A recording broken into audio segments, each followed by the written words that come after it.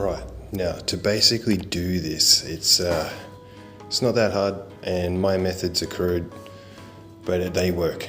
So effectively, I was originally going to go for a circle shape, but I was like, you know, it's quite hard to tenon saw out a circle and make it really good. So I'm going to go for a square instead, because it's quite easy to use the die grind to neaten that up and sand it and do whatever else you need to do. But that square so happens to fit inside the scoop I'm going to attach. So that's the shape I've gone with. I've traced it and put it on the inside of the bonnet, and then lined everything up over the carb hat.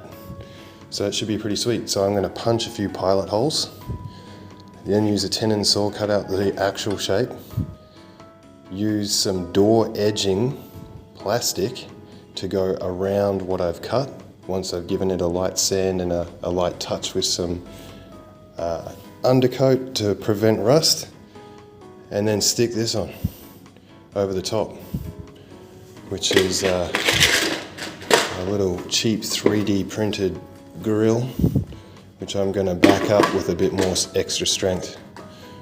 I could probably paint it, but I don't really care. I'm just going to slap it on, because essentially we need that to breathe a little bit more. We've made this and this as best we can, and with this heat in summer in Australia, yeah, these little mods can help a little bit. May make it look a little bit strange on the outside, but that is the car. Essentially, it is very quirky. So I'm going to do it. Alright, once you've cut a hole, it should look like that. And I've gone with the very tacky edging here.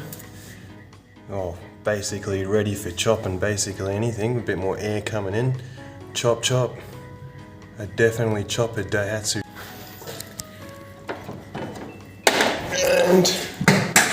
And that's what she'll look like on top.